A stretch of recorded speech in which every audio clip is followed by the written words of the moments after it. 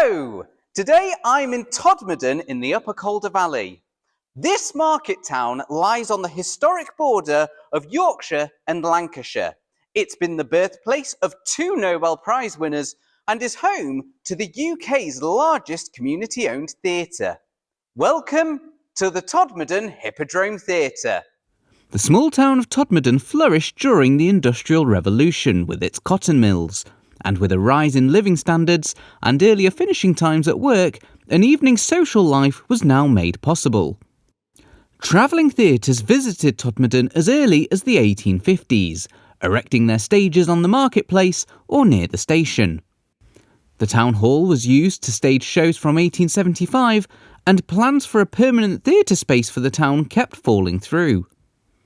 It was local businessman Richard Dewhurst who decided to build a theatre abutting his shop and printing works on Halifax Road, with the theatre opening on the 5th of October 1908 with the production Two Lancashire Lasses in London.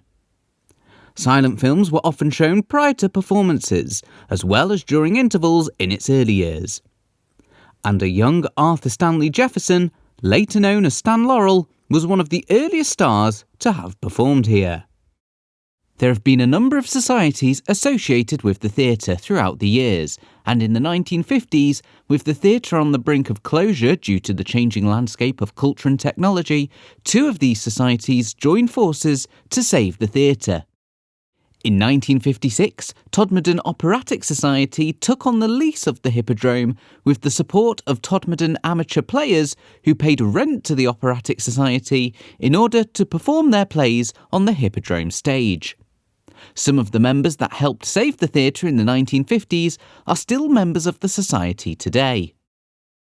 In 1986, the 2 societies combined to create the Todmorden Amateur Operatic and Dramatic Society, or TAODS for short. TAODS bought the building in 1990, with the last mortgage instalment in 1999. The Hippodrome is the largest community-owned theatre in the country. The theatre has a rich history with stories of success and struggles full of characters on and off stage, with some going on to work in the theatre industry. The theatre celebrated its centenary in 2008, and a full history of the theatre can be found on their website and in their book 100 Years of Theatre. The spacious front of house area has a slight rake, which just so happens to have the same measurements as that of the stage, though in the opposite direction, making this area the perfect place for rehearsals. The reason for this was that seating used to originally go as far as the back wall, where the toilets are now situated. These seats were taken out in order to provide the theatre with a large front of house. For our price comparison, ice creams are provided by Beechdean and cost £3. Ticket prices start from £12. In its original designs from the early 1900s, the theatre planned to have 1,000 seats with stalls, circle and gallery seating. Although scaled back, the theatre is a beautiful Edwardian-style auditorium and takes your breath away upon entering.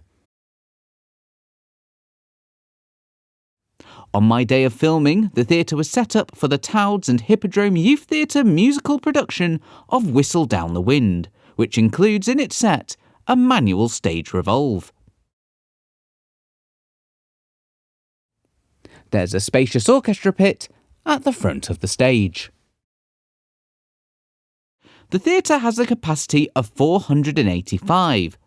The seats in the stalls are fully detachable from the floor using the matrix floor bar system. The town is situated on the River Calder and can unfortunately lead to flooding. Should the siren for flooding sound, members of TAODS rush down and transfer the seats onto the stage. The first 4 rows of the circle are the original Edwardian seats that have been fully restored, which includes couple seats. At the back of the circle there are more original Edwardian seats, which were filled with horsehair and covered in plush red velvet. These seats are soon to be refurbished to match the seats at the front, and when discovering these seats, they were numbered the other way around, from house right to house left. The theatre has an unusually large number of fire exits. In January 1908, the Barnsley Public Hall disaster resulted in the death of 16 children after a false alarm of fire and the ensuing crowd crush. This led to tighter safety legislation across theatres, with the Hippodrome having 7 fire exits that are still used today. The theatre has also been used as a filming location in the TV series Life on Mars.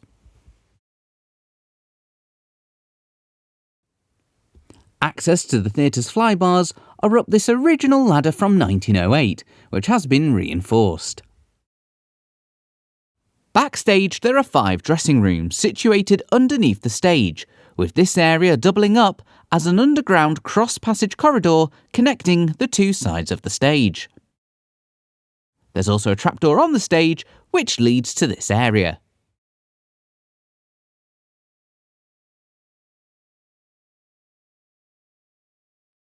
The stage and docking bay doors are located on Back Cambridge Street. Adjacent to the theatre foyer is the props room. This used to house sets and props for TAODS productions, as well as being a communal space for the company members to meet up, run lines and relax.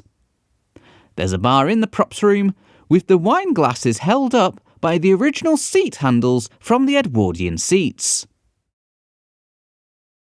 On the walls are a number of famous paintings lovingly recreated for the 1985 production of Annie. They were painted by art teacher Bill Ingham and his students from the local high school, and were on display for scenes in Daddy Warbucks' mansion. Upon rediscovery, people sponsored the paintings to be framed to conservation standards. In May 2025, work began on the Raise the Roof project. The £2 million extension will secure the future of the Hippodrome for generations to come. The theatre will be extended to include a new performance space, a home for their archive, and a larger foyer to provide a fully accessible ground floor and lifts to the upper floors. And I was able to get access onto the roof, overlooking the entrance where the new project will be situated. The project will be completed in 2026, with the theatre still being operational during these works. I was also shown around their wardrobe and prop storage. These departments in community theatres have an impressive range of props and costumes, which in the Hippodrome's inventory included an original dress dating back to the Victorian era, which sadly they were unable to save after one of the floods in the area. At the end of my day of filming, I was given exclusive access into the theatre's archive. It was a real privilege to get the chance to dive into the archive, which includes the original deed and plans dating back to 1908, the printing blocks which were used for programmes and posters, as well as a gazetteer showcasing and highlighting everything that was presented at the Hippodrome. It was a truly fascinating insight into the history of the theatre, as well as a social history of British entertainment during the 20th century. A huge thank you to archivist Deborah Barker for allowing me access. The Hippodrome can be described as a home from home, with some of the members of TAODS coming from 3rd and even 4th generation families that have been involved at the theatre. Run entirely by volunteers, in 2023 people gave over 73,000 hours of time to run the community theatre, the equivalent of over 8 years of work in a single year, equating to £1 million of time volunteered to the charity. 2023 also saw TAODS nominated for the King's Award for Voluntary Service, the KAVS. Equivalent to an MBE, the KAVS is the highest award given to local voluntary groups in the UK and are awarded for life. An icon for over a century, the Hippodrome is the jewel in the crown of Todmorden. Thank you for joining me on this tour of the Todmorden Hippodrome Theatre. If you're ever in Todmorden or the Calder Valley, make sure you come on down, see a show and support your local theatre. My huge thanks to all the team for showing me around today. If you've enjoyed this episode, please like and subscribe as we get to explore more theatres around the UK. And my next question to you is, which theatre should I visit next? Let me know in the comments below. I'm David Burchhardt and I'll see you on the next stage.